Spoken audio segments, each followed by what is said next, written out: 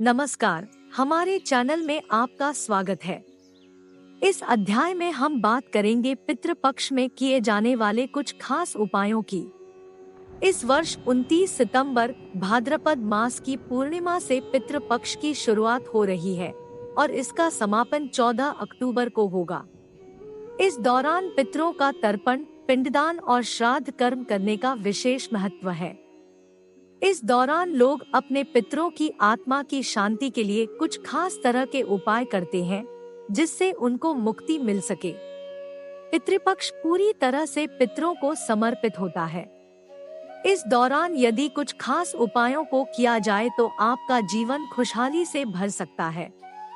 तो आइए जानते हैं इस दौरान किए जाने वाले कुछ असरदार और अचूक उपाय।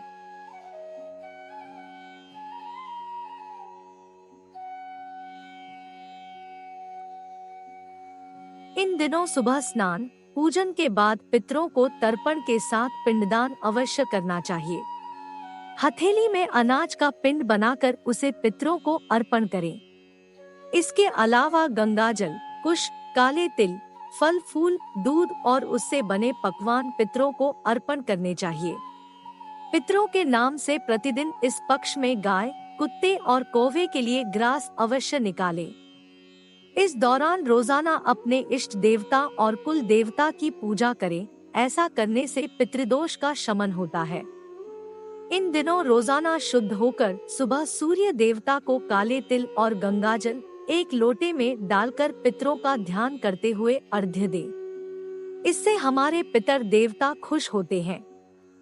पीपल के वृक्ष पर दोपहर के समय जल, पुष्प, अक्षत, काले तिल, गंगाजल लेकर अपने पूर्वजों का स्मरण करते हुए चढ़ाएं। ऐसा करने से हमें हमारे पूर्वजों का आशीर्वाद मिलता है। पितृपक्ष में अपनी सामर्थ्य के अनुसार गरीबों को अन्न, वस्त्र आदि का दान करें। ऐसा करने से जल्द ही हमारे पितृ खुश होकर आशीर्वाद देते हैं। इस दौरान रोजाना शाम को पीपल के पेड़ के नीचे दीपक जलाएं और महामृत्युंजय मंत्र, रुद्र सूक्त, नाग स्तोत्र, पितृ स्तोत्र व नवग्रह स्तोत्र का पाठ करें। घर की दक्षिण दिशा की दीवार पर अपने स्वर्गीय परिजनों के चित्र लगाएं और उन पर हार चढ़ाकर रोजाना उनकी पूजा करें। पितृपक्ष में प्रतिदिन हनुमान चालीसा का पाठ करना चाहिए। गीता के 7वें अध्याय का पाठ इन दिनों करने से हमारे जीवन में सकारात्मकता आती है। इन दिनों मार्कंडेय पुराण में बताई गई पितृ स्तुति भी कर सकते हैं। इन सब के पाठ से हमारे पितृ बहुत शीघ्र प्रसन्न होते हैं। इन दिनों मांस और मदिरा से दूर रहें और महिलाओं का सम्मान करें। तेरस, चौदस, अमावस्या और पूर्णिमा के दिन गुड़ घी की धूप दे व माथे पर केसर या चंदन का तिलक लगाए। गुरु ग्रह के उपाय इस पक्ष में करने से शीघ्र लाभ होता है। इन दिनों घर के ईशान कोण में गाय के घी का दीपक जलाने से मां लक्ष्मी आप पर कृपा बरसाएंगी व घर में कभी आर्थिक समस्या नहीं होगी।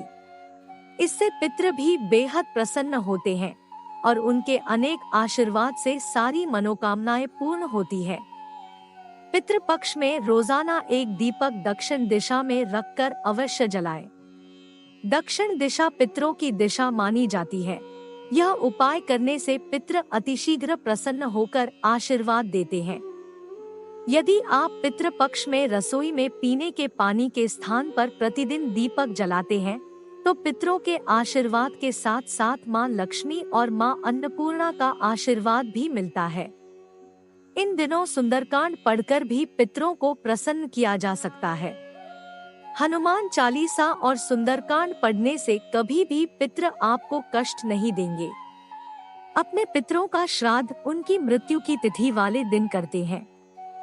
इस दिन किसी योग्य ब्राह्मण को बुलाकर अपने पितरों के निमित्त पिंड दान करे। फिर ब्राह्मण को अपने पितरों का रूप मानकर श्रद्धा से भोजन आदि कराए और जितना हो सके उन्हें कपड़े, धन, फल, भोजन और अन्य सामान दान करें। इससे आपके पितर बहुत ज्यादा खुश होकर आपको धन, समृद्धि, सुख, शांति आदि का आशीर्वाद देते हैं। इन दिनों कोई भी शुभ कार्य भी नहीं करना चाहिए। कहते हैं इससे पितृ नाराज हो जाते हैं। इन दिनों वस्त्रों आदि की खरीदारी भी नहीं करनी चाहिए।